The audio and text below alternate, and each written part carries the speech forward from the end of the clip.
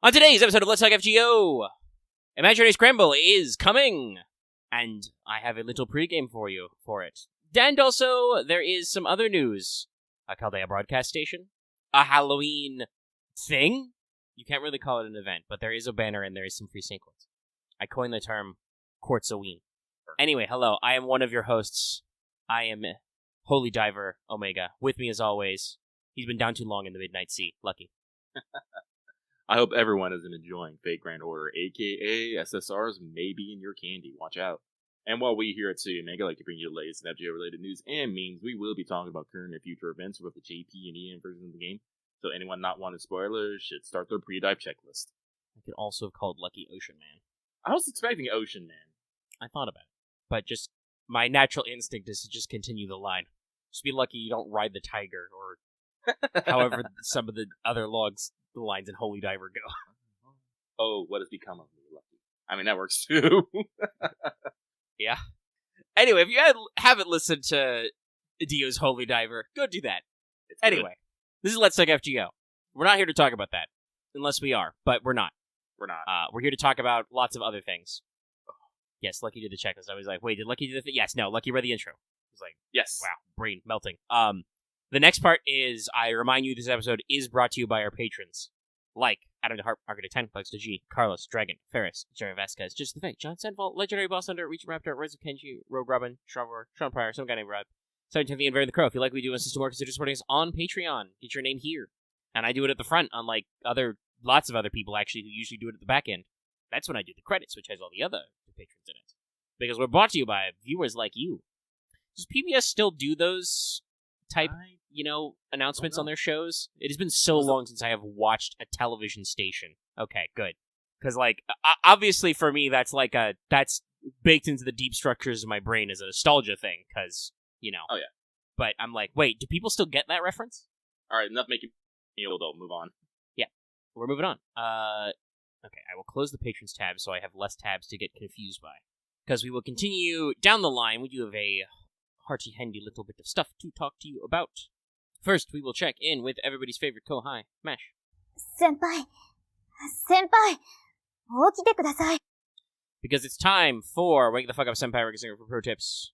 We've been going for 3 minutes in the audio, I can say that. This is a little preamble for some stuff I'm probably going to remind you about a couple of times tonight, in case it's not clear. But this is actually a little alert on the news release for Imaginary Scramble anyway, so on the pre-release campaign. So I want to remind you, Imaginary Scramble only requires Lost Belt 1 cleared to participate, but you, quote-unquote, may get spoilers up to Lost Belt 4, so keep that in mind when we've got some cheap AP.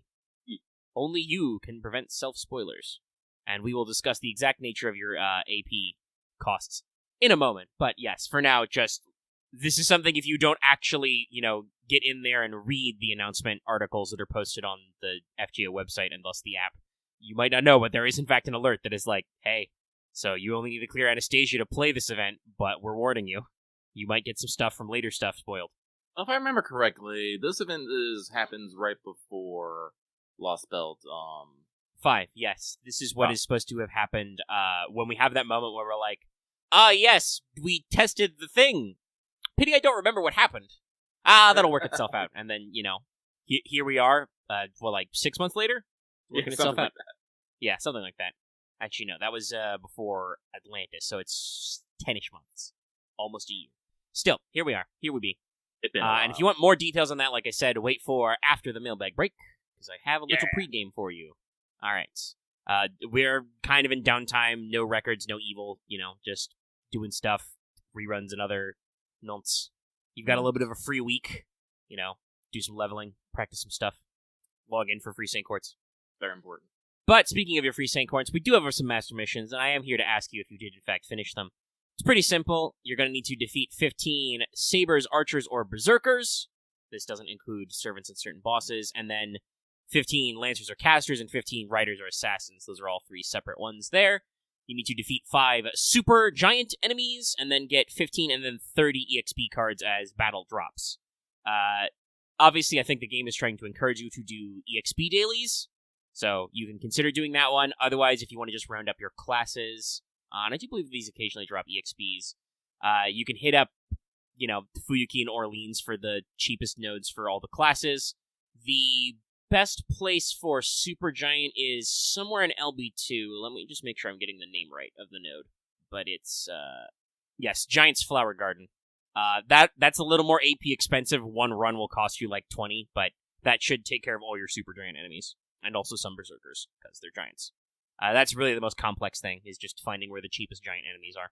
Other than that, do normal shit. Play FGO, please. And now we can firmly slide on down into Skelegrams. Yeah. So, not much news out of JP. They are still in mid-swing of their Halloween event / water margin event. I think we got about a week left on that.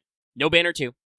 Though I would also expect probably in their third week there's going to be a last year's Halloween rerun banner for old CEs and servants and stuff. So keep your eyeballs peeled for that. And that may also include infusions of St. Quartz, old rank ups, whatever stuff. However, they did have a little thing going on. They had some normal panel stuff at Machi Asobi number 25. That was the 16th, a few days ago. It was a completely normal panel. They had some staff on. They had Kenji Akabane and Tsutoshi Tsuruoka there. And to celebrate, they've got 10 St. Quartz they're going to give you. But they made it very explicit in their little note. No new game information here. It was just, we get to do perfectly normal convention appearances now, basically. We can actually do normal things. But NA has a few things up its sleeve. We're just coming off the tail end of a rerun that wrapped up here. So we've got some stuff to tide you over and put you through your paces. So, first of all, with new graphics and all, NA has announced Halloween 2022 campaign, going from the 17th of October to the 30th. So, we have no excuse to leave Halloween in a different era, so we've got a little something whipped up for you. Basically, total login day during this big old time period for 7 days to get 12 St. Quartz total. Also, during this time period, you have double suck, double FP, and half AP on rank ups and interludes for Halloween servants. I can grab that list for y'all, of course. But while we are making sure to pull that up, this also comes with a summon banner. So you've got a banner that has a rotation of Cleopatra and Osaka Hime as your 5 stars, Lancer Ibuki and Liz as your 4 stars. Just throwing you an extra little limited unit in there. And Darius 3 and Mephistopheles will be up all the time. Plus there is a cadre of old CEs. So if you want to catch up on any number of Halloween CEs, including many of the redrop classics, Dangerous Beast, Trick or Treatment, etc. Shoot, that's right. I've been wanting to get. I gotta check to see if they have. Can't remember if it's Halloween Princess or Little Petite Devil, but the Little Halloween Devil. Yeah, that's one of the 5 stars. They've also got Welcome to Oniland. They've got Witch Da Vinci CE. Lots of fun little stuff. So yeah, basically every CE from the 4 original Halloweens is up there, and a little spread of servants. Yes, I believe Summer Ibarra. All summers should be. I will crack that down when we get to the pregame, but yes, your summer units will be valid. But the list of servants who give you, the double FP and have the half AP and all that is you've got Liz, Vlad Extra, regular Tamamono Mai, because remember, she was the special servant for Halloween 1. Mephistopheles, Cleopatra and Osaka Hime, obviously. Shuten Doji is also on this list. Carmilla, Wuzitan, Yang King, regular Ibaraki, Penth, Tamamo Cat, and Darius 3. So there's quite a few rank ups and stuff if you haven't caught up on that. And who knows, if people are trying to do EXP dailies and stuff, maybe Lucky will get some extra FP out of that. Because I'm sure he has Tamamos on support. Yep. So yeah, there you go. That's just a decent little thing to throw you, giving you some extra juice for the grind, because obviously you've got a few things coming up there. But this is just a little space filler. We've been talking at length basically ever since the new summer ended that the remainder of this year was going to be weird. Mm-hmm. Yes, Penth is absolutely because she was technically a character in Halloween 3. That's where we got our first CEO joke. Yeah. But yeah, we've been talking about how for the rest of this year, it's going to be kind of weird. And we've already seen that with them not only doing the Christmas rerun in October, but moving it up. But they have actually managed to get, some Halloween flair in here. We've got a little graphic. We've got reruns of the important banners. They're giving us, it's a little bit of a drip feed, but plenty of extra St. Quartz infusions. So they're giving you reasons at least to log in and take a crack at some of your events. And, maybe catch up on some of your stuff in your backdrop. Do your rank ups and your grinds out there. Speaking of which, that flows right on into the Imaginary Scramble pre-release has been announced. It's not out yet, but they announced it well ahead of time. It starts on the 23rd, so in a couple of days from when we're recording this anyway, and goes until the 6th of November, so you've got plenty of time on there. They once again remind you the LB1 is necessary to get access to Imaginary Scramble, but it may have story spreads up to 4. Log in for 9 total days during this time period for 6 of each kind of apple, so that's a good thumbs up there. During this time period, you will have quarter AP on main story all the way through Atlantis, because Atlantis is already half AP permanently, and half AP for Olympus. ERs are excluded as usual, but if you happen to not be caught up on the story and you do not want those spoilers, quarter AP, baby. Additionally, rewarding you for clearing some stuff, if you have cleared Lost Belt 4, i.e. you are caught up to the story where Imaginary Scramble begins, all free quests are half AP first clear. All of them. I believe even EOR is said to be included in this. But you have to have cleared Lost Belt 4 to qualify. So, again, you want to mine for some free SQ or some mats, get some chances in there. There will be limited time master missions, basically 1 for each of the Lost Belts up to 4. This will reward you with some regular foes, and if you clear Lost Belt 4, 10 St. Quartz. Yes, somebody in Patreon chat asked if Hanka is required to do Lost Belt 6. Yeah.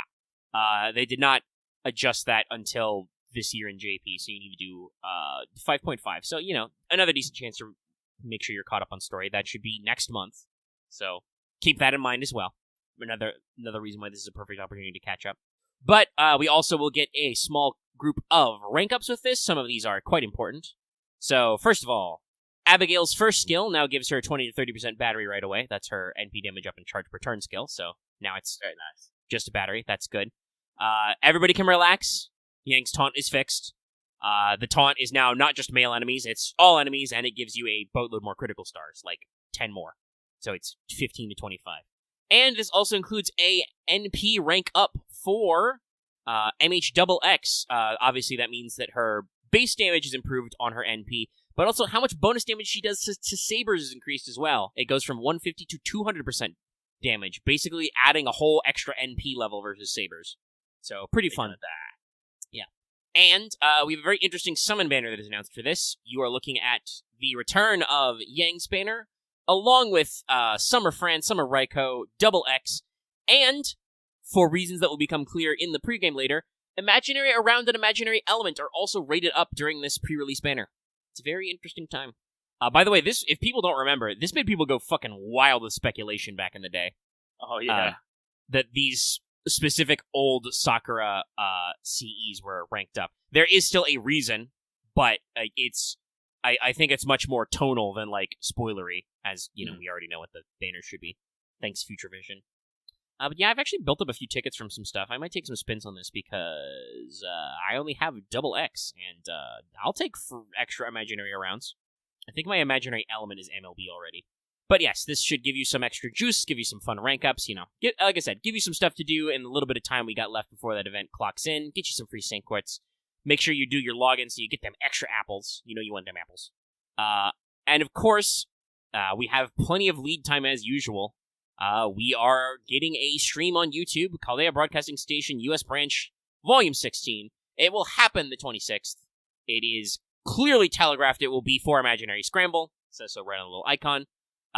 It'll be hosted by Albert and Enamura-san. We will have video messages from Kaito Ishikawa and Minui Tanaka. They do just say video messages, so that sounds like they won't be live. This will probably actually be like a live stream from, whatever conference room Albert is hiding in currently. But it does have a social media goal for all that stuff for 6 St. Quartzes.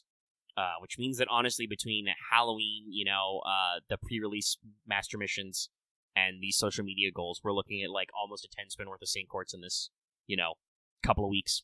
Exciting. Not accounting for the fact that, Albert will probably be like, and 10 St. Quartz because I streamed to you. Here, take it. So, keep your eyes out, guys. And make sure you're doing your social media duties. They've made sure to I've seen the FGO Twitter retweeting their own tweet and quote retweeting their tweet to remind you that it's specifically that tweet that they need the social media goals on. So we're trying to be more clear and concise these days. Check them out.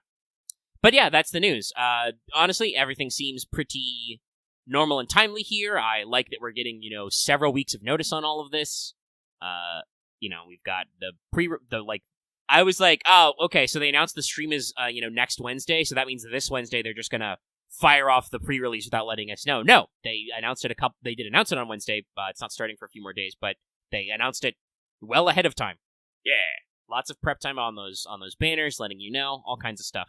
I do want to say, it's kind of just a business thing, I've been thinking about this over the times and trying to get my timing down. If you're curious about upcoming Wanteds, I've obviously talked about how for Imaginary Scramble, it's a little weird because it is a single banner. At least it should be a single banner. I don't know if they're going to change it.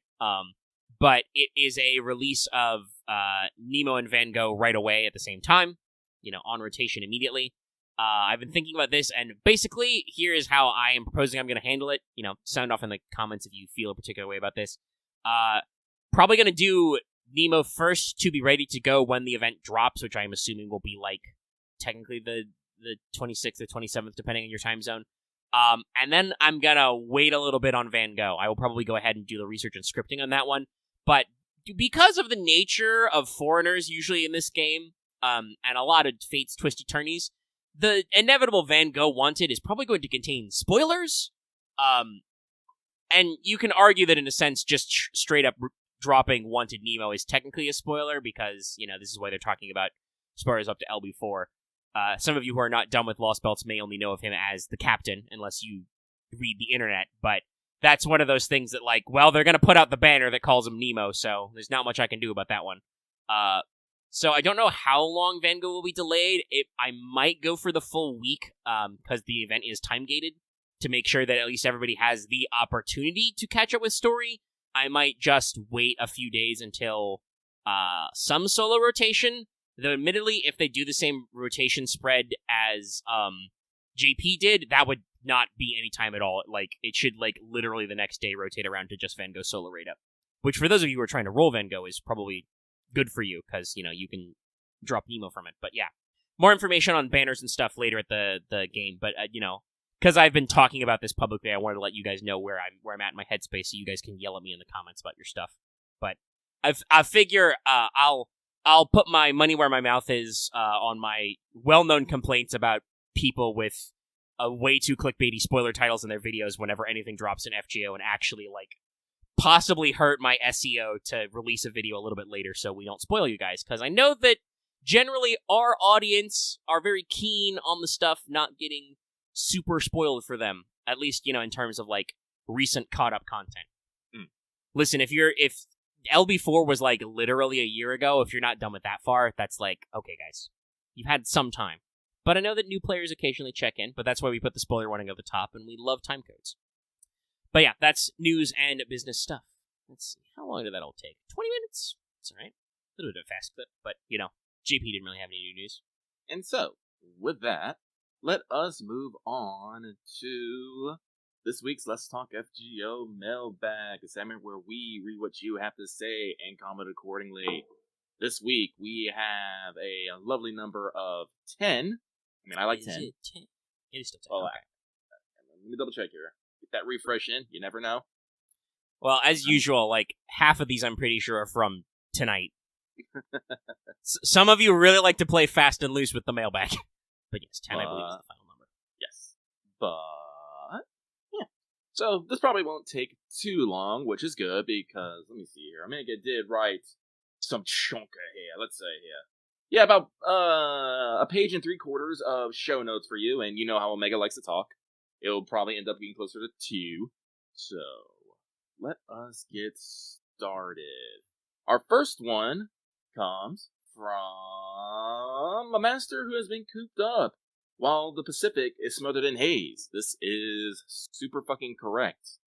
We are actually super fortunate because we actually got some rain today, and that really helps, push down the smoke, push down the all that stuff. So we're doing a bit better now. Yay! But They say, "Greetings, Lucky Omega. Hope you're both doing alright. My question for you this week surrounds something Kano-san said in a recent Japanese stream. Apparently, the dev team strongly wanted to improve the skill leveling system in FGO for better accessibility, but they're not able to currently because the code/program they want to use to make the change is patented by Dina, a different developer, and they would have to pay royalties. Thought I'd bring this up, and please do what you can to give yourself good air quality, and I wish you both well this week." Well, what I did to improve my air quality is did not go outside. Yeah. That is among the suggestions. Yeah. Also, yes, sorry, that is the correct spelling. If you want to observe the spelling, you can observe the mailbag that this person posted. Yeah, this was something I heard some stuff about earlier in the week. I think this is the most clear version of that statement. Several outlets and other people have kind of translated or presented it a little more minimal. This actually specifically calls out a group. And it says, not that the mechanic is patented, because in case you guys don't know, you can't actually patent game mechanics. You have to do, like, copyright of proper nouns or patents of, like, technological issues. However, I do believe that you can get copy protection on specific programs or specific code lines.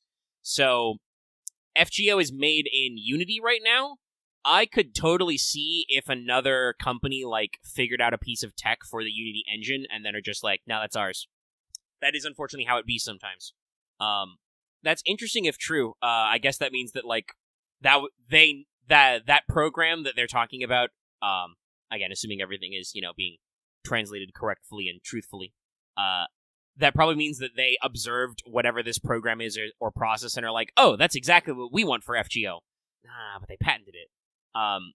That probably just means, like, if you allow me to speculate, chat, that probably just means that, like, what they're talking about, what Kano said, was the easiest way for them to do what they want. Like I said, they probably saw this in the wild and were like, oh, that's exactly what we want. But that means that it's, they have to license it to use that. I don't think that means that we'll never get a improvement to the efficiency of the skill system. It just means probably that, like, the solution that the game developers wanted is not immediately accessible without throwing a little bit of extra money in royalties. Mm-hmm. And I don't really know what the code licensing royalty situation is like, both in general for mobile apps and in Japan specifically. It's interesting, and I am curious as to how it will be resolved. I am as well. Because I wouldn't mind improvement to skill. I know that, I think the thing that was specifically called out, not in this post, but by people talking about it earlier in the week, was what they wanted to improve about skills was letting you either improve multiple skills at once or improve skills multiple levels. Oh, interesting. Yeah, and it's just that apparently whatever the first piece of tech they found for that is not accessible to them due to, patenting. Well, I believe they'll continue looking for a solution. Yeah. Ooh, all the way to 1 to 10. Yeah, I can see how, like, probably the easiest version of that process might be a thing. We'll see if they figure it out. Like I said, and people even said this in our Discord talking about this, you cannot patent the concept of leveling a skill multiple times at once, right? That's just not enforceable. But again, if it is specifically has to do with the code or program they want to do to, like, make this possible in FGO's engine, I could see that as being something that could be patentable. And that means they would have to write whole new code. Oh, yeah, that could be something true. Somebody in our Patreon chat said that maybe they're already using the free version of that piece of code, and then advanced features are licensed. That is also something that will sometimes get you. But yeah, we'll see how this goes. I mean, I'm not going to say that, like, FGO doesn't have the money to pay for some of these advanced features, but at the same time, licensing and royalty fees is just, like, that can get very, very expensive depending on how they break that out. And I can totally see even Daddy Sony being like, okay, we really don't want to pay this amount of money for this. We don't want to buy you a new Photoshop license. You say that. I've been given the stink eye to fucking Premiere Pro and After Effects. They're really cool, but they're expensive. Well, yeah, no. I checked because they moved to that subscription service. Yeah. Each individual one is $20 a month, but you can get all of them for like 50 something a month. And I'm just like, I don't need all that though. That's how they get you though. I'm like, I would probably want maybe Photoshop, Illustrator, Premiere Pro, and After Effects. That's all I fucking need. But if I buy those individually, that's $80 a month. I'm like, no. Yeah, that's literally how they get you. If you need, I feel like if you need any more than just one, maybe two programs, that's like, well, you might as well pay for the bundle. I mean, that's technically that's how the Disney Corporation's gonna get me, because I save like $5 when my free trial of Hulu runs out by switching to the Hulu Disney Plus bundle, and that gives me also ESPN Plus, which I don't really care about, but I have to buy. Well, that's the reason. That's the thing. They're a headache, and everywhere I go, people still hard to recommend Adobe Premiere Pro and After Effects for it's not necessarily the simplest, but the most complete and comprehensive tools. If I go to other things, I have to start downloading a bunch of third-party pools, some which we have conflict with each other, some which only have free versions, some which have their own fucking paywalls behind it. It's a pain in the fucking ass, yes, but $20, like, my reasoning right now is, like I said, I'm, like, Lucky's doing behind-the-scenes work, because, like I said, I am looking for a, no, they're not standardized. Don't you lie to me. I mean, you would have to say who is standardized, because somebody's standardized, but not... I know a little about this, too, from, like, all this stuff. Like, there is a reason why we are making this podcast. I guess if they are standardized to Adobe clones, but then you'd still need to know what to do. If they're standardized to Adobe, like, again... Like, yeah, Adobe, it's a fucking blood-sucking thing, but they do have, like, it is a lot, and, fuck, like... I mean, we can put it this way. There is a reason why Adobe thought they could get away with a switch to their business model. Because they have a product that people will pay that much money for. Yeah. It's not like we're averse to open source, like, I think I've talked about this before, like... Well, okay, Christopher, like, tell me this. Okay, you suggest open source, please. Give me some open source programs that can compete with Adobe for free, and I don't have to go learn something ridiculous like a site to do so, and I will consider them. Yeah, we take those. This show is being recorded to you right now in Audacity, which is a free audio program that is open source. Oh, then Crystal Starlight, I'm gonna say, if you don't have ideas, don't put forth the idea. Like, going to spending an extra $20 like up to $20 to $50 a month was not my first goal. I was actually looking at a lot of third parties and recommendations and stuff, and I'm just like, there are several good ones out there, very very good, but every single one is a bit different in ways. So I'm just like, I don't know, this is for me. And that honestly, that plays a little into the conversation we just had about, like, patenting software and stuff. Like, obviously some things Adobe has are just whatever, anybody can do those, certain filters or stuff, but other stuff is going to be proprietary code that they're going to be protecting, so it's going to be hard for you to just clone, Photoshop and then just put it out for free, barring, of course, the classic, the key generator softwares and tricks, the many piratical tricks of the past. Like, I will say, Chris Star, like, there is probably a way that I can probably get everything I need and want, but it's going to take me a lot of time, a lot of know-how, and there could be just needless amounts of complications along the way. I'd rather get a product that I know to work, everyone knows to work, and pay a little bit of extra money to make sure that it works, instead of having to go through an additional hassle through everything. Because I think that's the main thing for me. I don't want to deal with the fucking hassle. I really don't. And this is a reason why... You said it yourself, deal with the headache that is open source. I'm just like, no. My brain! I hate it! This, of course, is why we bring up the fact that, this is why this wonderful show is provided for by viewers like you, whether you are watching us on YouTube and generating, view numbers and ad rev, hopefully. Consider throwing us a channel membership, if you've got your ad blocker turned on, which I wouldn't blame you, as someone who watches YouTube on services that don't have ad blockers. It can be a little tedious at times. But this is why we ask for your support on YouTube, Patreon, etc., so that, we can fuel the juice that is making better products. Once I finally decide on my tablet, I am still looking. I think I'm decided between a Cintiq and a Huron at the moment. But after that, I am going to maybe consider picking up the Adobe package. And that's just going to come out, and the subscription for that is just probably going to come out of my Patreon, the Patreon bucks I get from you guys every month. But hopefully with that, I can start doing some of the things that I've been wanting to do. Like I said, for the longest time, I've been wanting to add a visual element to our podcast here, to make it, not to make it, like, visually striking, but at least make it distinct. I've always been a very big fan of the audio rings. Yeah. Things. And, after Premiere and After Effects is something that can support that. And I did look into other things. There are other systems that can do that, but, oh god, like, if I was to get that for Vegas right now, I have to buy a program, like the one that they recommend. I have to buy a program that costs like $200. Ah, just yes. straight up. And I'm just like... The other way you do this, lump fees. Yeah. Gotcha. Now, like, this is one of those things, like, I'm, like, considering the range, like, yeah, I paid that $200 lump fee right then and there, and, it's one and done. But, and Adobe, once $10 has passed, like 10 months have passed, I'll initially be spending, more on that than the first thing. But, God, I think Adobe, like, After Effects just has such a fucking comprehensive library. Oh, yeah, I know. And I know a lot of people who work in After Effects. It's like when you brought up the talent models you're looking at, I'm like, I follow a decent number of artists on the Twitter, and I believe quite a few of them have talked positively about Cintiq tablets, for instance. Yeah. And it's interesting, right? Like, I do actually consume most of my podcasts where possible through YouTube, because I feel like one-stop shop is easier.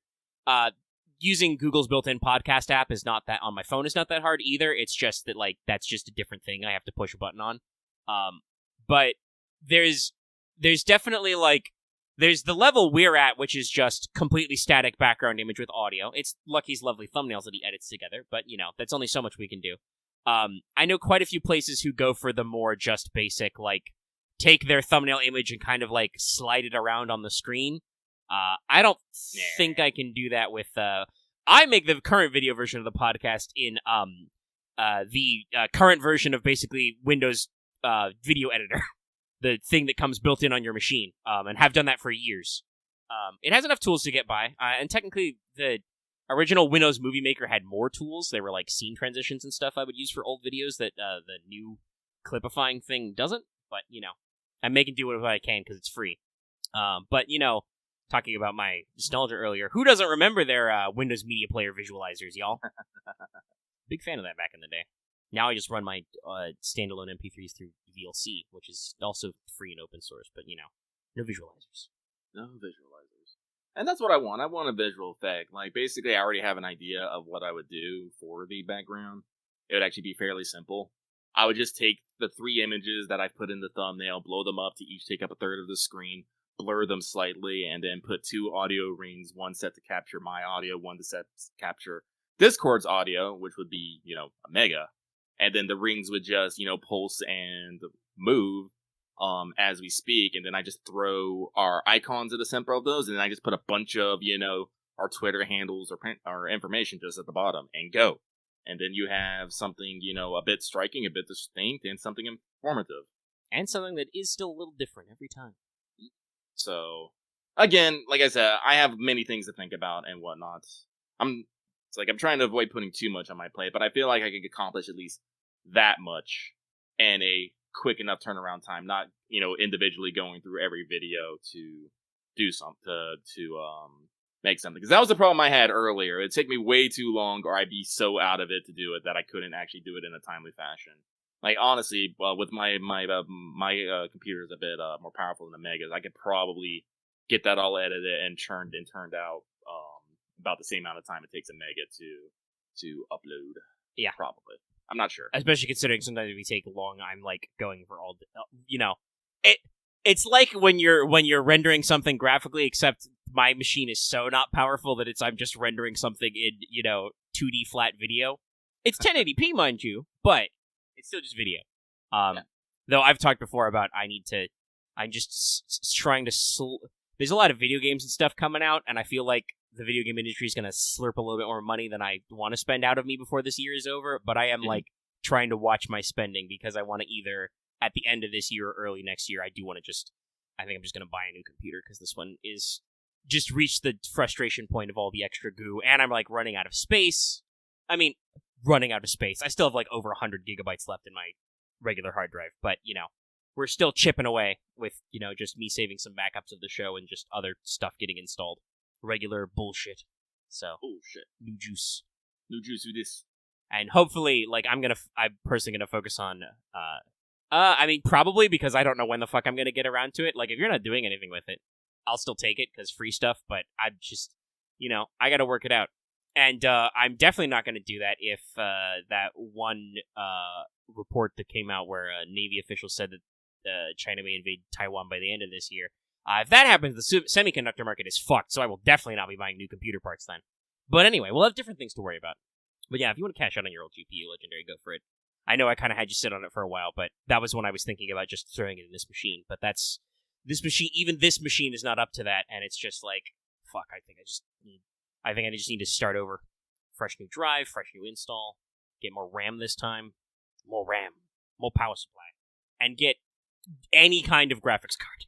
Anything but the default built-in Intel chip. And hopefully that won't cost me an arm and a leg, but that's, like I said, why I'm, trying to watch my spending a little and just scrolling away. But we talked a long time on that first one there. We did. Hey, they ask technical questions, we get technical answers. But with that, let us move on. This next one comes from a master boldly boasting, beware the beast beneath the boards. I love it. I love alliteration. That was a joy to read, thank you. But they say, hey, Lucky Omega, hope you're enjoying the calm before the storm. With Van Gogh on the horizon, I'm saving up QP in case I pull her while fishing for CE. My question this week is, what type of CE effects would you like to see being introduced in the future? I love to see the Honey Lake version of bonus damage for curse and poison damage, which I would think would open up the door for so many servants to become valuable damage dealers. Sending you the good vibes, wah wah wah wah wah wah wah wah. And have a great weekend. P.S. The phrase in the opening is from the House of the Dragon, in case you were wondering. It's such a great show. Hope it keeps up the good track record. Well, we'll see. That's I believe as people put it, this one is from a side novel that George R. R. Martin has already written, so we won't run into that problem. But I don't really know anything about House of the Dragon, because that would involve the dreaded HBO Max, my current archenemy. And I gotta be real, y'all, I don't feel like giving WB any money right now. Destroying my childhood like that. But yeah, CEs, there's all kinds of things they could do. We've definitely talked about making DOT effects better.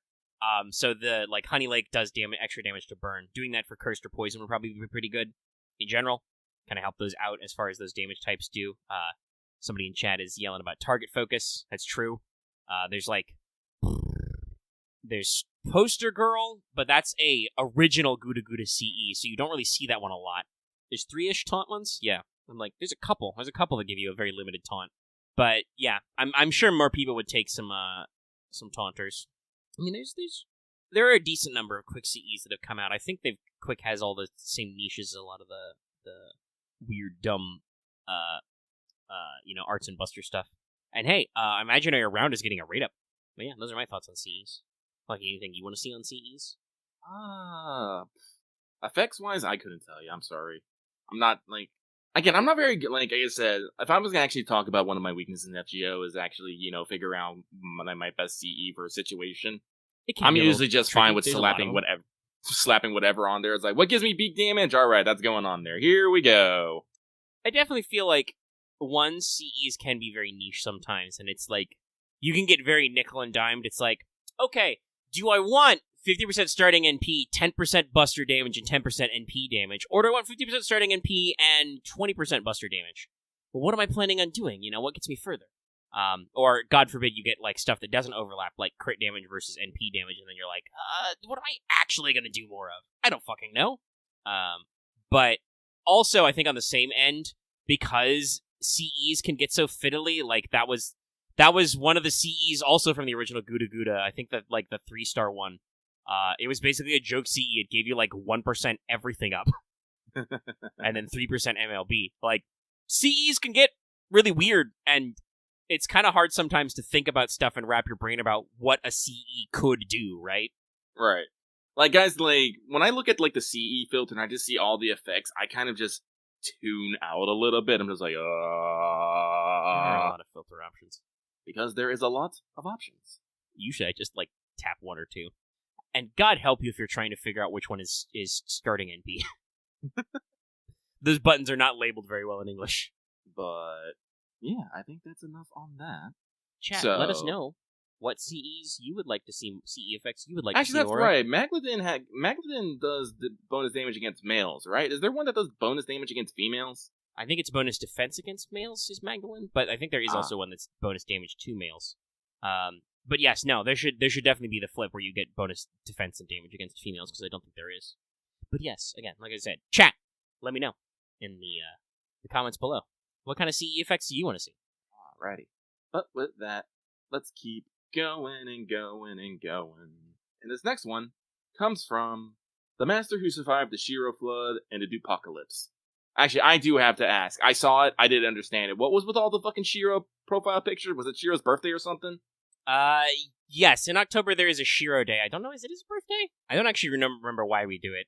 It's like 10/19, right? Yeah. The internet just does a thing. I could probably look up his birthday on, like, Type Moon Wiki. But yes, there is a Shiro Day. I believe it is 10/19 or something. Yeah, I saw, like, things on Twitter and stuff. I was just like, okay? Big shrug. Yeah?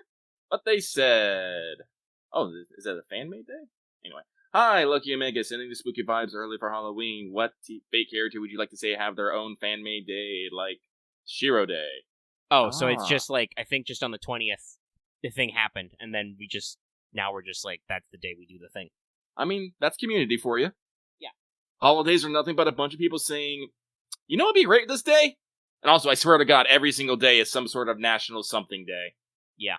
But, Shiro actually trended on Twitter, whereas those other days don't. Currently, I have Steam and Capcom trending.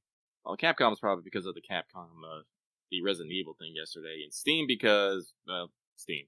Well, I think it's because P5 Royal dropped on Steam today. That's probably why. But, Tamamo Day. Tamamo Day. Mm. I feel like my personal Twitter would greatly benefit from a Medusa Day. Just pile it all in, everybody. Yeah, so, just, insert favorite waifu and make that a day. Pretty simple. Pretty simple. Do we have 365 units in FGO yet? I don't know. Can we make a day for every single character? And then all characters past 367, or 367 technically, because 66 only gets theirs on the leap year. But if you're the 367th, well, fuck you, buddy. So, with that, we shall keep moving on. This next one comes from Moon. Damn. What? We have exactly 367 servants. Well, oof.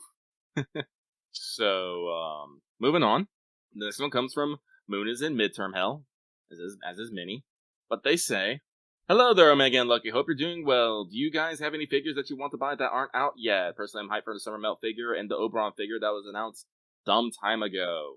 Well, I did order the Kiara figure. It is still, like, a year fucking away. I think it's exactly a year away, actually, at this point. Did I say Kiara or Kama? I meant to say Kama. I don't actually know what I said. You said Kiara.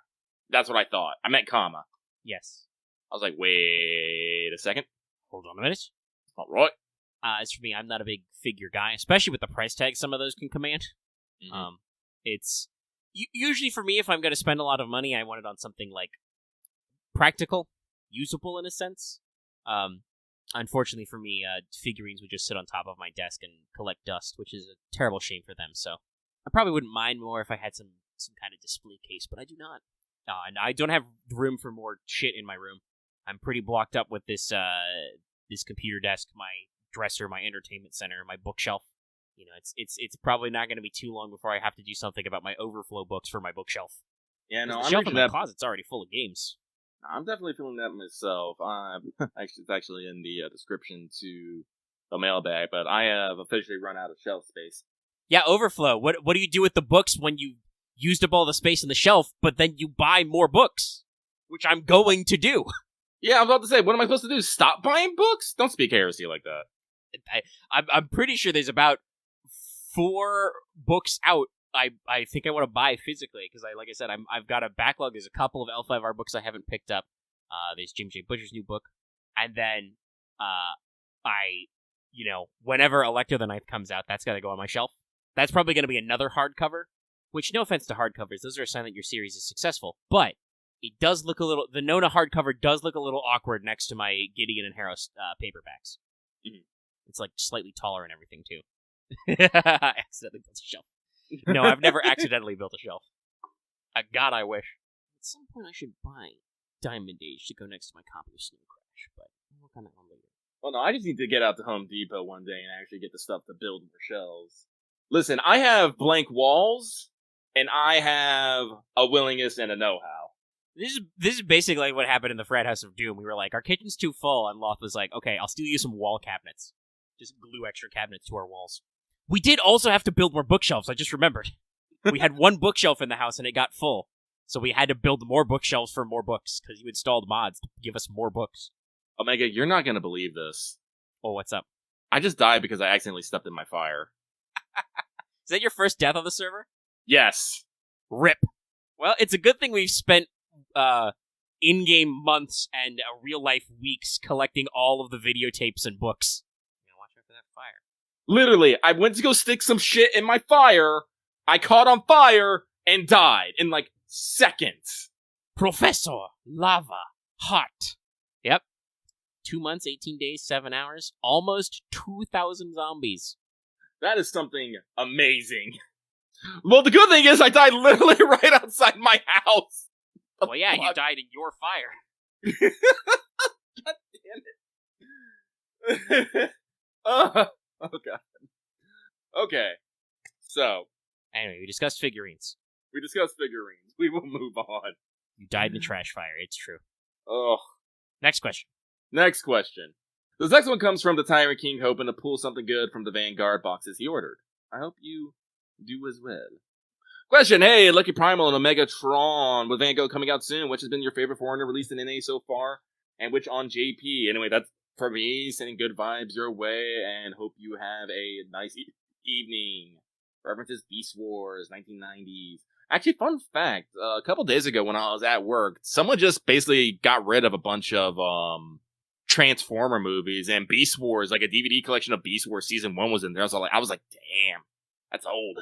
Must be cleaning out their physical space. Yeah, no, I see a lot of that. I cry sometimes. Like, the other day I did, 30 manga volumes. I was all like, there weren't anything that I was, super keen on. Listen, 2 months ago, I found someone who got rid of, 30 volumes of Rama Mahap, and they're still on my desk. I'm like, no, they'll stay with me forever. Forever. But, Also, that's gotta be a bitch and a half to list. it is. So, let's see, Luckily, my there's favorite there's corner? not too many. I think it's still the answer for both, for me. Both in JP and NA. Probably Hokusai. I am actually, a huge fan of Hokusai's artwork, and I do actually pay attention to that NP every time. Let's see here. For me... Well, I know the answer to the second question in JP. Well, yeah. It's very easy. It's very easy. Don't know what y'all were expecting. But right now, it's probably Yang. Next year, though, it's gonna be Jacques. For reasons. But, let me see here. Yeah, I do believe that'd be it. Yep. Is Koyasayo? Kosuke of Darknesses, yes. Oh, I thought she was an alter ego for some odd reason. No, then Don't yes, worry, the question people is make that fucking yes, Koyanskaya. I'm an idiot. Also, no, don't worry, people make that mistake all the time. I think somebody accidentally called the Anulas an alter ego when they meant Pretender, earlier today in our Discord, and it's just yeah, sometimes they're rough. But there you go. There you go. Yeah, no, because I was having to think here. I was like, wait a minute. Think, thunk. Oh. So, moving on over. Yips. This next one comes from just an old guy. And they say, hello guys, hope you're doing well. I've been listening for a couple years, but I still have some questions about some of the lingo on the show. I know I'm showing my age, 48. Wow. Hey, we appreciate you listening. Thank you. We will take all comers. Mm-hmm. But what are the meanings / origins of things like Skelegrams, All the World's Evil, Wake Up Senpai, etc.? Well, from the top, Skelegram is actually a joke from way back when Fate Apocrypha first aired. Now on Netflix, please go check it out. Which had not started airing by the time we started the show because we've been doing this for 5 years. Yes. But when the cigarette lion was receiving a message, it was basically because he's a necromancer, he was basically receiving it. It was being written out by a skeleton hand. Yeah. So instead of a telegram, getting your messages in beeps and boops, you're getting it from a skeleton. Therefore, Skelegrams. Yeah. Ta-da! I think I still have that GIF somewhere saved. But yes, we thought that one was hilarious. Mm-hmm. All the world's evil. That's just a direct reference to Angra Manu. Yep. Classic Fate stuff. Yep. Wake Up Senpai is from a line that it's not in game, if I remember correctly. Yeah, it was during one of their New Year's streams, I think. I don't remember if it was just like a skit or it was like a drama CD type thing. You know, like sometimes they'll, do little written parts from episodes. But yeah, if you don't understand any Japanese, you might not know. But the sound cue I play whenever we talk about that segment is Mash's voice actress saying, "Senpai, please wake up." And there's actually a little bit more to the line, I think, in the audio clip. I just always cut it off at just the wake up part. So yeah, we just had the line, and I have a sound cue for it, so it worked out as a segment. The wake the fuck up part is just because, we're 90s kids, and we're edgy. We like F-bombs. They wouldn't let you say it on television. Now, YouTube only cares if we drop, 3 F-bombs in the first 30 seconds. And, that's all the ones they listed. We got a couple more, but it's usually pretty basic. Mm-hmm. Records of the Throne is just the Throne of Heroes. We talk about being recorded in the throne, so. Not that we do that right now, because I've run into the exploratory topics, but if you listen back to our old Teach Me Omega Sensei, that is a Tsukihime joke, actually. Please teach me, Seal Sensei.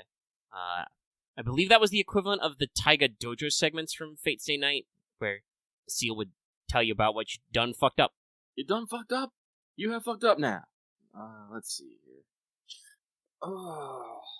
Hilariously, apparently, speaking of P5 coming out on Steam, apparently Atlas didn't clean up any uncut data files content, so oops. People be mining scenes and stuff that weren't ever used, even in Royal. That should lead to some fun fan patches in a few years. Yeah. Okay, next question. I think we're about halfway through. We're about. Math's not always my strong suit, y'all. But moving on. This next one comes. Oh, well, they didn't do a line break, but I'll allow it. Next one comes from Master who is confused about spirits. They say, without a line break, "Hello, Omega and Loki. I was hoping you'd tell me who or what qualifies as a phantom spirit. I thought I knew, but with new servants like the new Moriarty and the new assassin that came out in JP, I'm not sure anymore. Hope you guys have good luck on the rest of your year's banners. P.S. I'm sorry if you guys have already talked about this." I believe there is a Teach Me or something buried back in there. They've done a few more comments on Phantom Spirits. Most of that stuff is covered in Shinjuku. And technically our new assassin, I don't think actually is a Phantom Spirit fusion. She is fused with a phantasmal beast. So she's technically a monster girl, kind of. It's a little weird. But yeah, Phantom Spirits was basically a concept that was shown off in Shinjuku. The idea of, characters who, may have existed, they left, some mark on the world, but are ultimately kind of, forgotten. They're not recorded the same way heroic spirits are. Mm-hmm.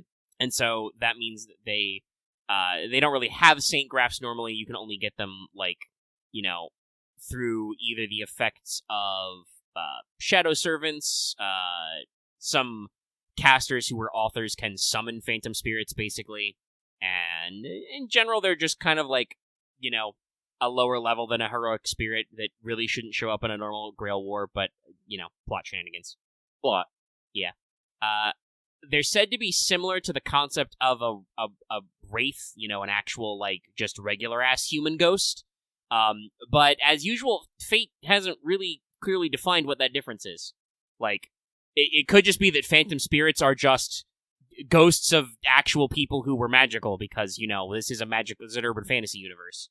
Or they could be different, and we just don't know because Nasu hasn't written a story about ghosts in a while, I guess. This is something that the extra remake will not clear up because all of that is cyber. In case you forgot, everything is magical VR. I'm sure that won't present its own weird lore confusions for people who never played the original extra because it was on PSP. Because, as interesting it is, Extella doesn't really explain all of that in very much detail. It's just kind of yeah, it happened. Moon Computer Spaceland. But yeah, that's the short version on Phantom Spirits. Oh, that's right, because I have a safe house. I spawned at my safe house, so I just walk outside and pick up my fucking body. Neato. Burrito. Alright, I'm going to close this tab of the Time Moon Wiki. Mm-hmm. So, moving on. This next one comes from another fool who needs more sleep. You too? I do too as well. I'm very tired. I don't know if I need more sleep, but I certainly need to be using my sleeping hours better. I think I've got them in some of the wrong order a little bit. This next one I already said that. Evening, gentlemen, and how goes the day? They go. Just an idea for a short-form content I would like to share. We bring back an occasional live with Lucky, where Lucky makes fantasy-inspired and beverage, and maybe some drinks inspired by Final Fantasy XIV, Legends and Lattes, and other media franchises. Only if you think you enjoy doing it, of course. Also, Lucky, how goes the work with the gamer ghost girl concept? I'm gonna be real. I have not actually worked a lot on that. Like I said, that is a plot thread in the Wild Talents game, the Grand Voyager game, and I am not going to stick the immediate focus on that is actually going to be on the facility and a lot about it as we basically establish it as a focal point in here. The first two sessions were to give people an idea of the character. The next few are to give an idea of the facility. And from there, that's when we actually start going out into the city. If you think about it as a video game, the first two of the prologue were basically just introducing the characters, and now I'm gonna just go through a bunch of fucking tutorials. For your first thing, but back to live with Lucky. I'm not against necessarily doing those kind of things, but if I was to make drinks, again, this is one of those things where I would require a visual element. Yeah. And whatnot, and I don't know if that requires like pictures or video and stuff, and if there's videos, that involves lighting and supplies. Yeah, this is like part of the reason why, for instance, you may have seen me not doing as many streams where I like open Yu-Gi-Oh booster packs and stuff. I've done a few, but I like live stream them off my fucking phone camera. It's a little awkward, Yeah, it is. Mm-hmm. To do them live or even to record them pre-taped on my phone and stuff. I do have a little tripod for my phone camera to keep it steady, but still, like, you gotta fuck around with lighting and everything. And that, for me, like, just opening Yu-Gi-Oh cards and holding it in front of the camera, that's very minimal. I just used a table. If Lucky was gonna, like, mix drinks, he would need, a surface to mix it on. You would need camera focal, and then you would also need, like, supplies and space for that, and people might want to see some of that stuff. It's an interesting thing. I think you've talked about it before. Oh, yeah. As like a concept, but it requires a little bit of extra setup juice.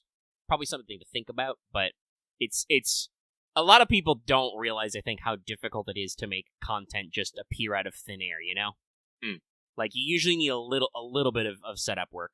Not a lot, but you need to at least know what you're doing and figure it out. Kind of reminds me of that conversation you had about, like, trying to find open source alternatives earlier. Like, when I wanted to try and do more with, like, streaming Yu-Gi-Oh! Unboxing, because those seemed really popular on the internet, but it didn't really click for us. Yeah. We got a decent amount of chat calls or whatever, but the views were not super explosive or anything. But I tried to do research into, like, what kind of, like, camera rigs and stuff people did, and it just, like, almost nobody was out there posting, like, here's the camera I use for this. It's just like, use, like, just this kind of thing and get a little overhead, or just use your phone. I was like, all right, fine. Like, so there's even a little bit of trial and error involved in some of these. Mm-hmm. I'm stretching my legs. I've been sitting cross-legged too long in this chair. Oh, no. But, we can keep it in mind. I'll keep it in mind. I did get you that lovely Final Fantasy XIV cookbook, which does have some mixed beverages in it. Yeah. We'll see. Like I said, this is gonna involve getting some trial and error, and actually gotta figure out what exactly I want to do. So. Yeah. There probably will be test videos and or streams for stuff like that at some point. The question is if the public will ever see it. Yeah. Let me see. Let us keep going on. This next one comes from King of Apples, who's just gonna squeeze this in here. There we go. And they say, question, what are your opinions on force support servant fights? Good, bad, hard, easy?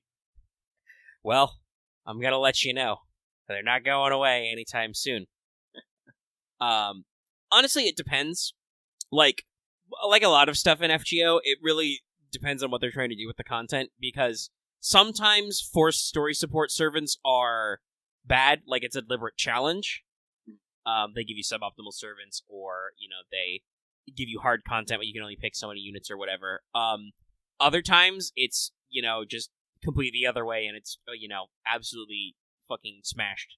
Like, that solo duel you had to do between, Ogita and Saito for the new Guda Guda, for instance. Mhm. That was just pretty easy, even though that was a solo forced support pick, So I think the answer to your question is it depends. I know some people find them annoying, but if the story is trying to get a certain lock on what units you have access to, I think it's fine. Trust me, I have fought way more frustrating battles where I got to pick all my own support servants. Yeah, the Achilles one in Atlantis was a little tough. You had to be a little down to the wire with some of your skill activations. But other times, there are fights in Olympus that I had way more trouble with, where I got to use all 6 slots to my whim, Mhm. So it's not a guarantee. It's hard. But if you don't like them, I'm sorry, they're not going away. Get ready for a lot of that shit in Imaginary Scramble. I'll talk more about that later. Lucky, do you have any specific thoughts about forced servant support fight solo? Generally, fights? As a whole, I like them. I like it because usually forced servant support usually means that the servant has some sort of relevance to the story, and I'm always about that. I love that. Yeah, we like story buffs here. Yeah, and that's the second part is. The second part is they, give us story buffs sometimes and stuff, which I think is always cool. Like, even if Canis wasn't always, necessarily the most helpful, doing, Olympus and stuff, the fact that, she was there throwing out buffs and doing specific things, I was always like, yeah, that's cool. Yeah. Hell, if anything, they should have given Canis more buffs in the Demeter fight. Mm-hmm. So, I will say, sometimes I think, it's a pain in the ass to do them, so sometimes they are hard, but I don't think people should necessarily be complaining about their hard content with people, are literally vibrating in their fucking panties about challenge quests and, the especially hard fights going on out there that they like to do, to the point that, the Lightworks now the single has to keep coming out with more and more ridiculously bullshit fights for people to do. Yeah. They have to keep going back to the well to come up with more weird shit. Yeah. Currently, we are in the phase where they experiment with fucking with the wave numbers. Because that ruins your perfect 3-turn percentages. Ooh. Yeah, luckily this isn't that bad, but yeah, there's some stuff they've done. And unfortunately, they do have to do, because if players try, ever since our first, raid event, Rashomon, I have, been seeing, 7-digit damage number screen caps on Twitter and Discord and stuff. So, yeah, it's, some people can always push that damage number. So if they want content to be hard, they got to think about it a little bit. I'm trying to think. I don't remember if I've seen a tens of millions or hundreds of millions damage number yet. I don't think we've gone that high. I think, I think I've seen up as high as 3 million, I think. Yeah, I've definitely seen multiple millions of damage. I may have seen a 10 mil, but I think that's the very highest you can do right now. Mm-hmm. But yeah, since most of these are, because we were talking about other ways that Lasingle fucks with, difficulty, and the Lightworks did previously, with story supports anyway, forced story support or forced solos or whatever, that at least is for story content, like Lucky said. That's they don't do that for farming free quests, So it's all part of the design of the narrative. And usually that is worthwhile. I mean, that's all of our most successful episodes, these days are the ones where we talk about the narrative and stuff. So, yeah. Okay. Look like 2 more. 2 more. So, quit the game because I'm going to have to do a lot of work to get my character back where he was. I can't be thinking about that right now. This next one comes from the Chad Vitra Enjoyer. They say, hey, Lucky Straight and Psyframe Lord Omega. These are literally just Yu-Gi-Oh! Card names. Ah, okay. How goes the stuff? My question is to 2 of you is, what's your favorite Noble Phantasm visually? Take care and sending you the goodest of vibes. Wah, wah, wah, wah, wah, wah, wah. Visually? I mean, well, I talked earlier about, Wave of Mount Fuji. Mm-hmm. Very iconic, very classic. There are some pretty good ones, though. I mean, Abby's is still, Yeah, Abby's is still very powerful. Also, you like Hokusai's, but I think I like Saber Hokusai's better. That one's also, they're both really good, because they are just, hey, we figured out how to, time an NP attack animation to an actual Hokusai painting. Oh, damn. There it is. Damn. Now, admittedly, like you can see the buff stacked there.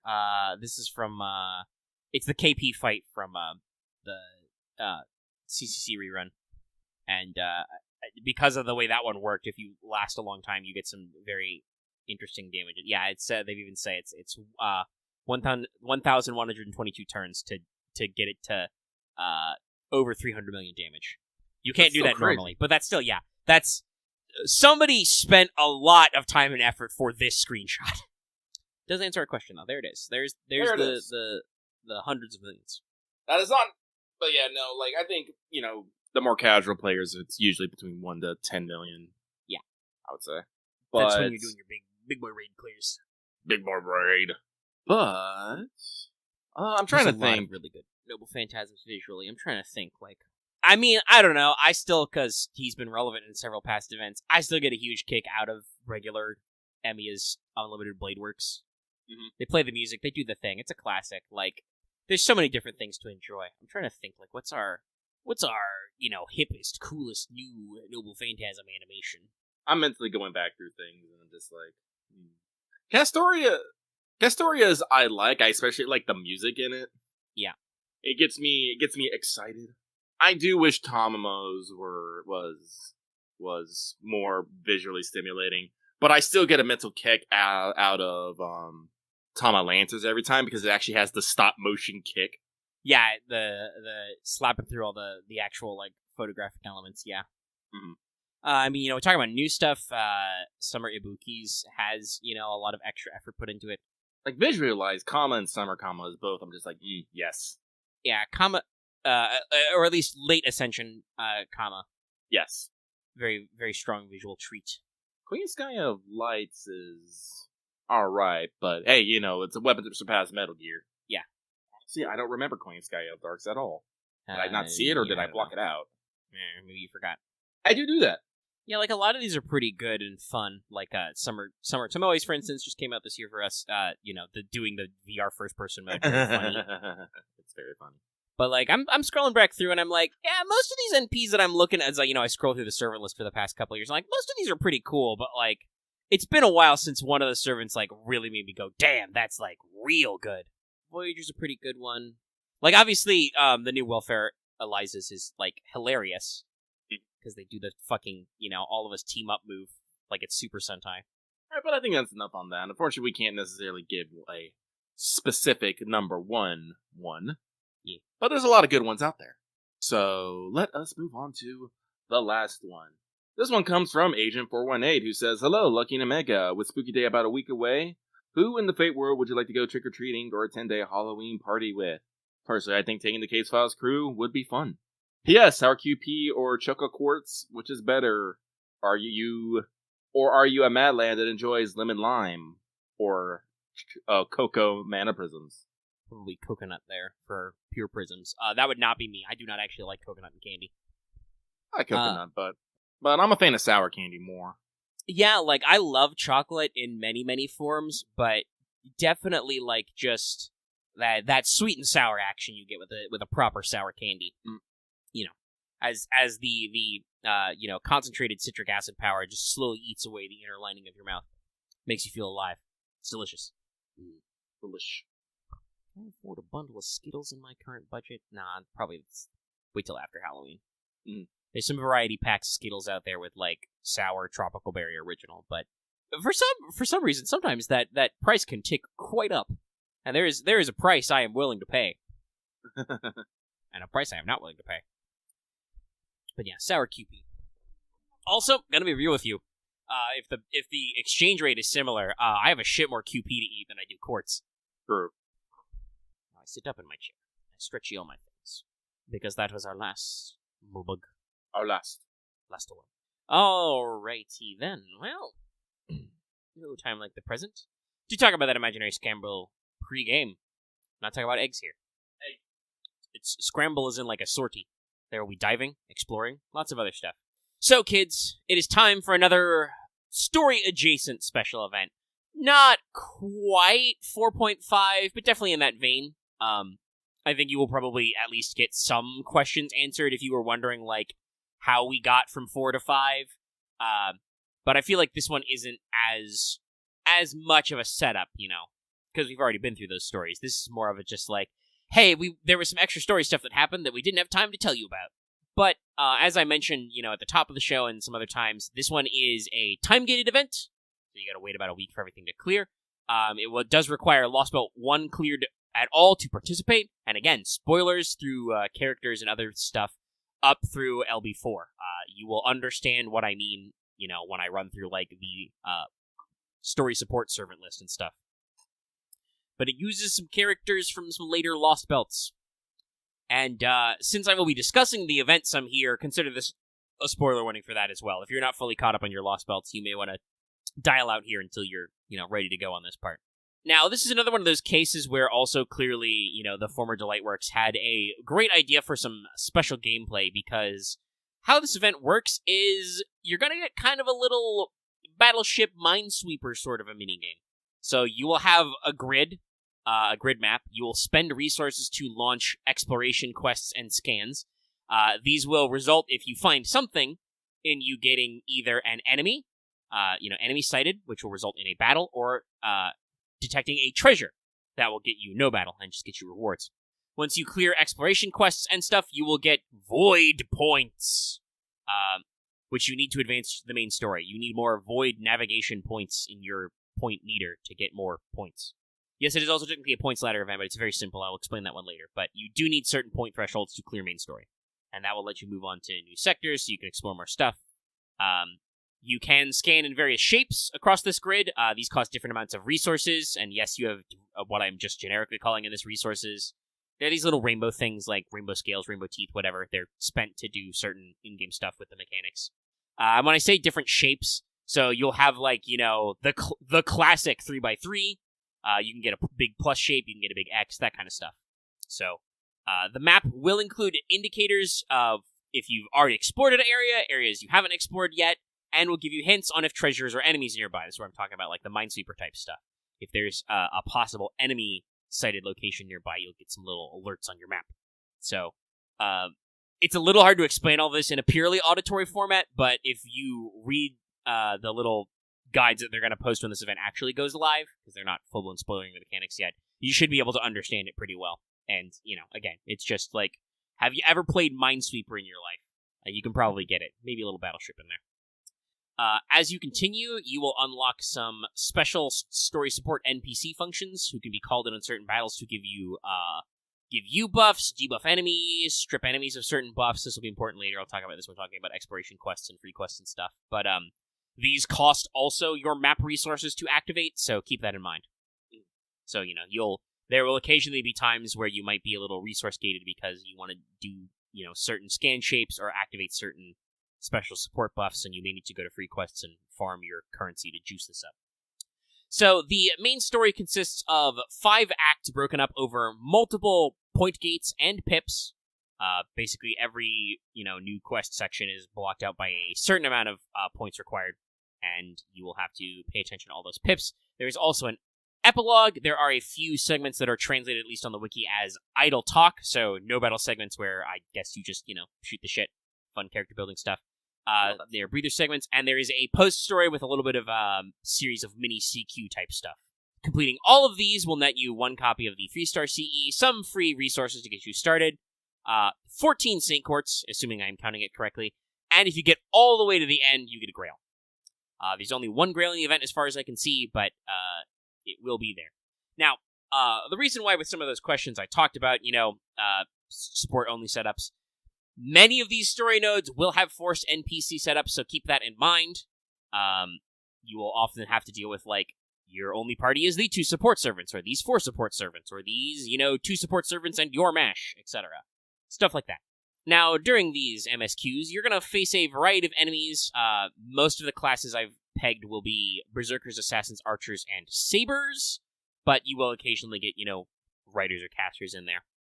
Some enemies will actually be called Unknown Presences and have a question mark class, and basically when you hit them for the first time, they shed their disguise and reveal their real class.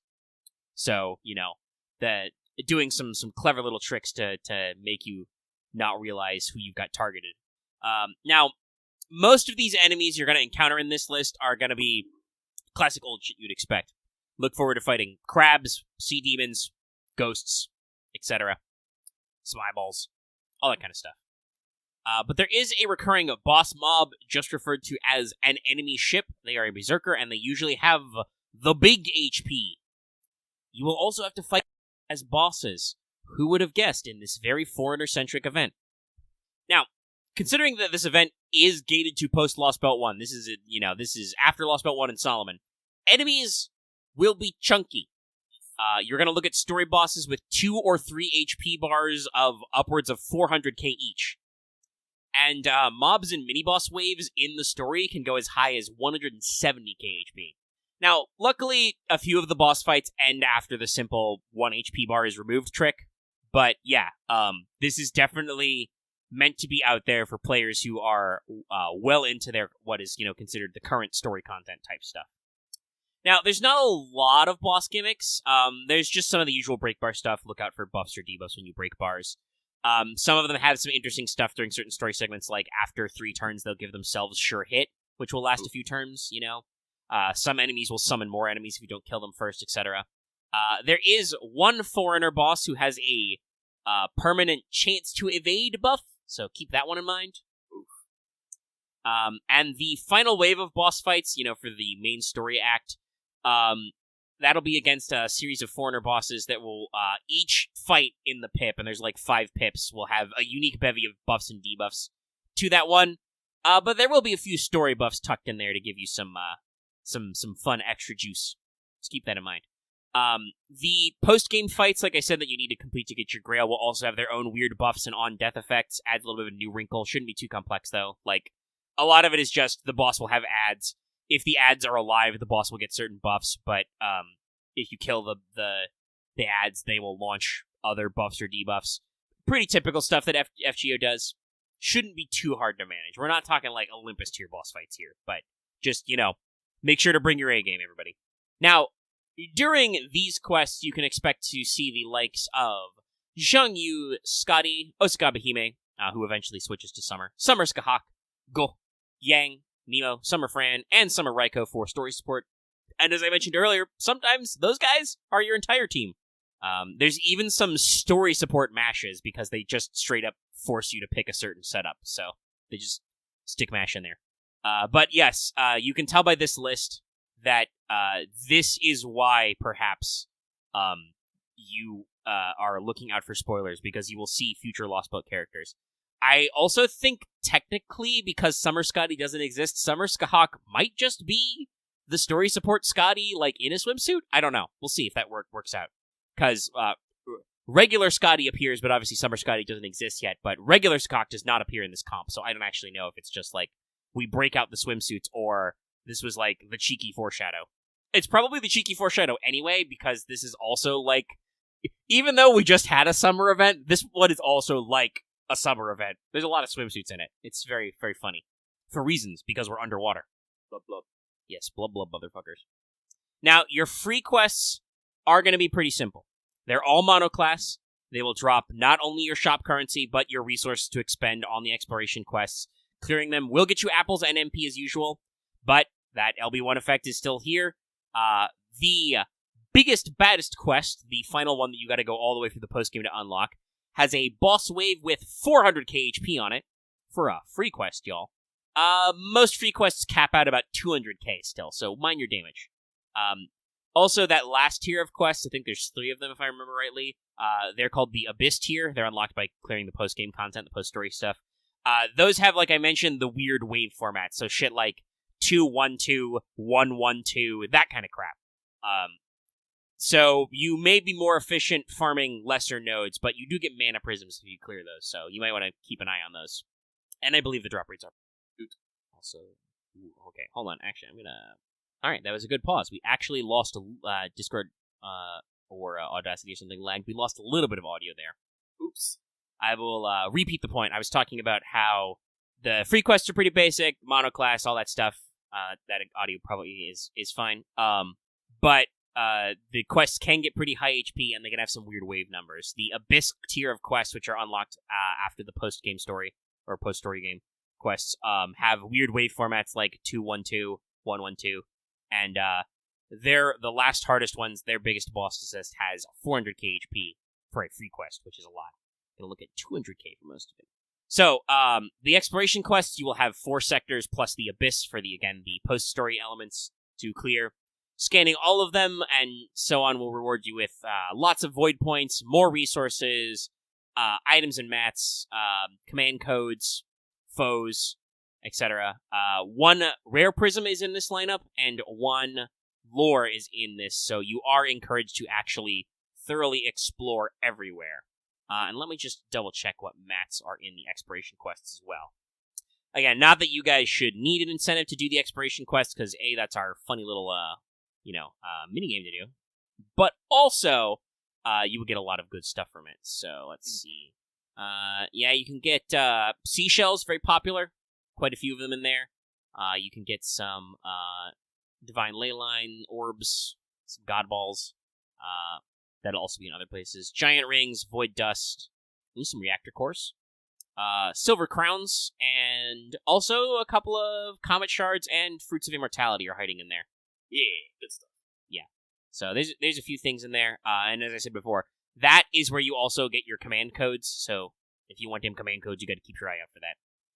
As stated, there is a rare prism and a lore in the exploration lineups. So, the enemy-sighted quests you do when you find an enemy to fight are basically in line with the story and free quests in terms of difficulty, but the enemies that appear will have certain qualities which you can neutralize by picking the right support option from your list. I hope the game telegraphs this in some way, because a lot of them have to do with Greek letters.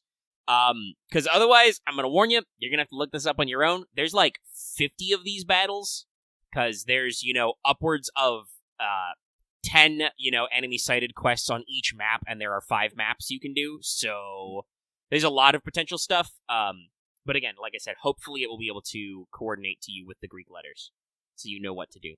And if not, you can, in fact, look it up. But actually completing the enemy-sighted quests will, in fact, give you more void space points and more map rewards. So keep those in mind. If you are down to climb with mats, this is going to get you some stuff. And also, if you're down to climb with QP and MP, this event is also for you. Because the points ladder, other than being a way for them to limit what story you're on, is basically just an excuse to shovel mana prisms and QP at you. It starts at 2k points, handing you 1 million QP, and then it goes from there. So much so that the last couple lines of the points ladder may give you as much as 5 million QP per drop several times. So, y'all are going to be interested in clearing the point ladder. There's also, 1,400 mana prisms. That's a lot. Yeah. And a crystallized lore at 290,000 points. The point ladder caps at 300,000. But 300,000 is your last drop of 5 million QPs. But yeah, so there is a lot of mana prisms and a lot of QP in the point ladder. So, again, encouraging you to take your time and do this event to the fullest. Now, to accomplish all of these points and quests and whatever, you have a bonus list.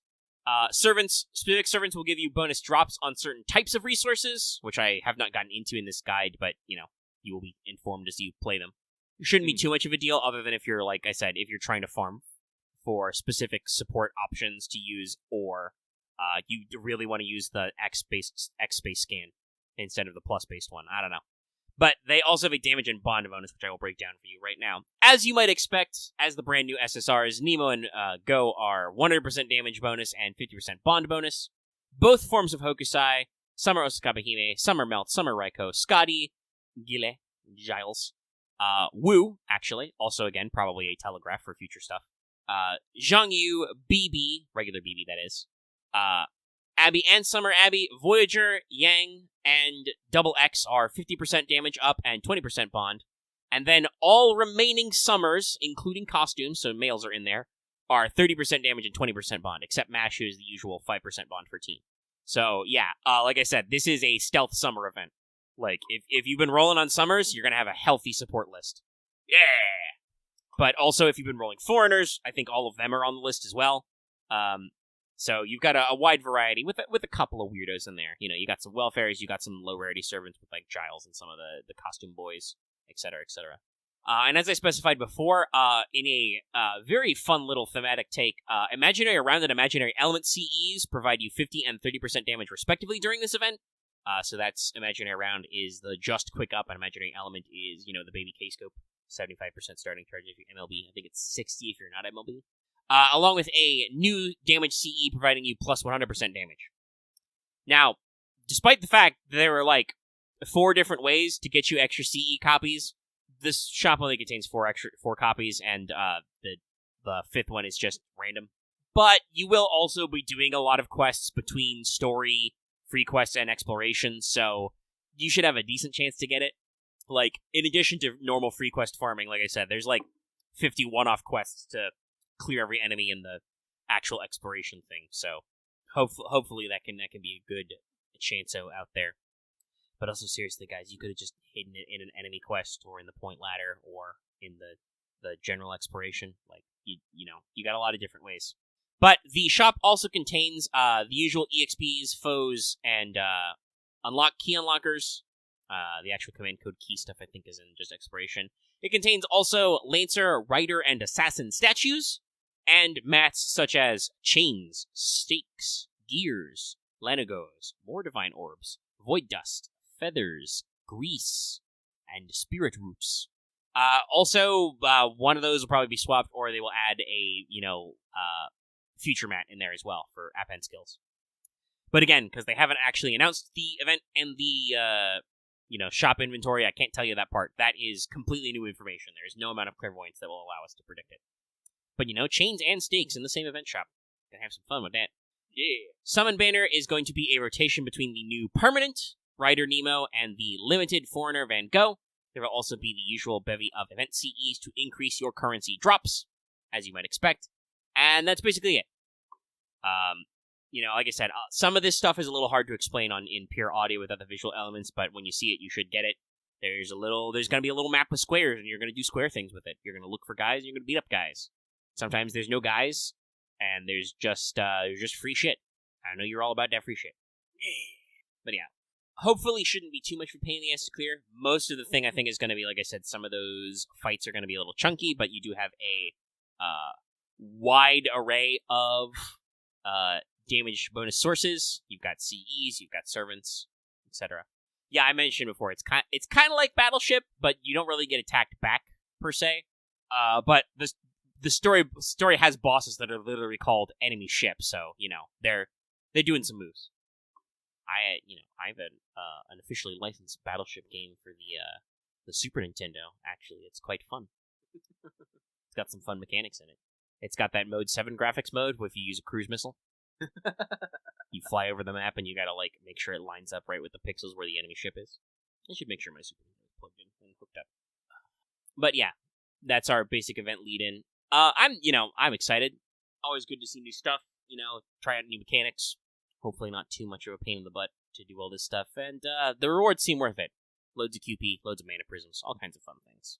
And other than some of them being a little chunky, I feel like they haven't tried to fuck with free quests too hard. Monoclass, nothing weird. Get some drops. No, one of the higher level free quests is Lancers only, and it involves Mahanaga, so you can farm eggs. And the other one at that high sector has Hydra as the boss, so you can get Hydra.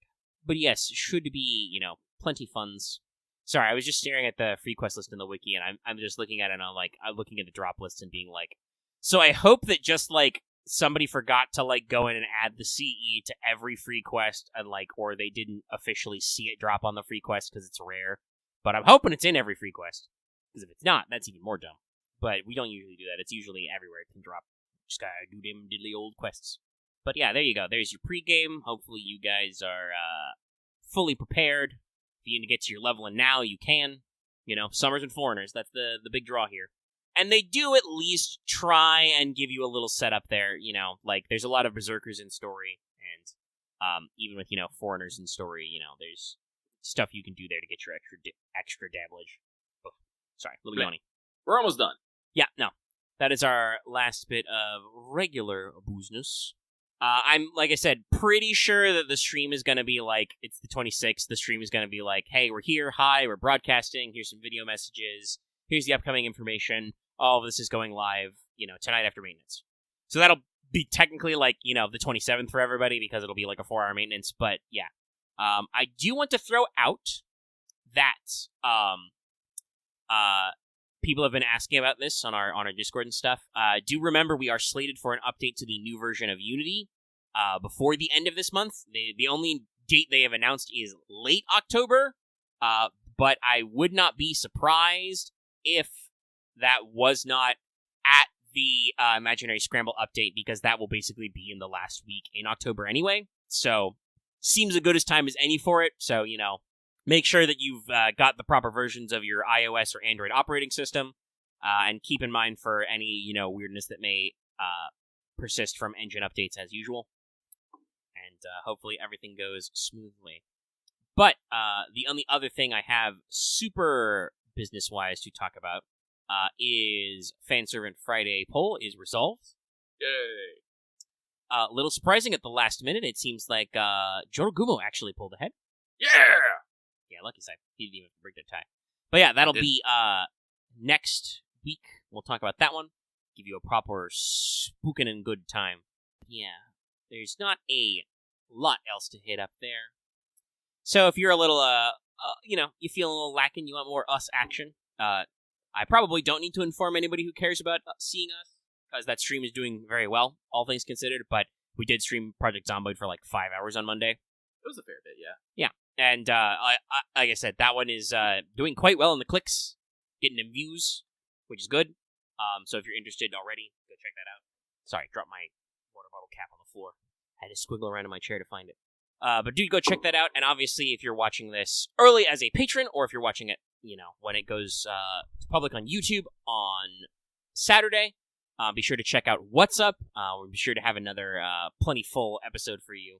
Got some new video games, some old video games to talk about, some follow-ups on maybe some other stuff we talked about last week, and all kinds of fun stuff. There have been some streams and some pressers from some franchises this week. It'll be exciting. Giving us plenty of stuff to talk about, so yeah, we'll be leaning into that one. The Zomboid also was just I don't want to quite call it a filler arc, but it was kind of a space filler in our schedule. So next Monday, we will be returning to, the Rat game, as the sequel to Plague's Tale has come out. Yes. And so Lucky will be taking the sweet, sweet driver's seat for that. Mm-hmm. And, I've seen some of the trailers, and I think the reviews are generally positive. There's a little bit of bitching and moaning about it only being 30 FPS, but I personally don't really care about that. Like, I kind of noticed the difference between 30 and 60, but it's usually not a lot. Yeah, there it is. I think my problem right now is, I actually talked to Omega about this earlier, is the estimated playtime for Requiem is like 15 to 20 hours. Yeah. So it might be cutting into our God of War playthrough, and I'm a little about that. Well, we can always, put a little bit of extra of the time in, and hopefully, about a month. Sounds like about a month's worth of streams. Yeah. We'll see. And hey, if that means, because already it's, again, Tuesday release dates, my, pre-order for God of War Ragnarok is locked in, that, the week it comes out, we won't be streaming it anyway, because we'd have to switch dates, which we could do, but don't always do. For example, didn't do that last week for Plague's Tale.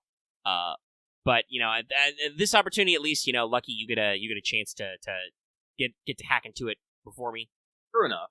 And if anybody at home is like concerned about, spoilers themselves, they'll get a chance to go ahead. I'm okay waiting a little bit to sit on it, because I've got like a million other things I could be playing and may or may not be playing. I still need to finish Real Humans 2. But yes, got a very busy sequence of months upcoming for our streaming schedule. So if you want to hear more about some of our thoughts on games to stream and talk about games you want to see us stream, check out What's Up. That is also live streamed and usually involves some sort of gameplay. I have a sneaking suspicion that it will involve Lucky reading books or staring at VHS tapes tomorrow. Probably. But we'll see what happens. And obviously we've had, other streams earlier in the week. Somebody wrote a comment about midterms earlier. That's why we did not have a Fail Betrayal this week. A couple of the boys were busy for various appointments, so could not string that one together. Hopefully we'll be back next week. And since Lucky said he was down to clown it, I will also probably at some point put together a package for man who's never read a Yu-Gi-Oh! Well, it's not entirely true, but man who mostly doesn't read Yu-Gi-Oh! Cards tries to tell if Yu-Gi-Oh cards are good, because those are very popular these days, I guess. And we'll throw together probably a little stream or a little clip, something. I'll come up with some assets. I'm used to directing, weird shit from, talking about our tech level here. If you wonder how I run our Fail Betrayal streams, that's all in MS Paint, by the way, guys. I just window capture Paint, and then I post images of the Yu-Gi-Oh cards or the card arts into the screen so you can see it, and occasionally so I can, grab a pencil tool and, scribble on it like I'm doing a football play. We are sometimes a little ghetto down here, but we make do with what we got. But I think... Oh, right, no. I should mention, I did get back last week. We skipped it because of reasons, but we did not for this week, and I think we had a very productive and fun Final Fantasy XIV stream this week as well. Hope to continue in the futures. So check those out. Give the clicks. Tell your friends. Start playing Final Fantasy XIV yourself. Free trial up to level 60 through Heaven's Word. But yes, with all of that, it's probably a good time to do the outro then. Ugh. Unless Lucky has anything else he wants to bring to the people.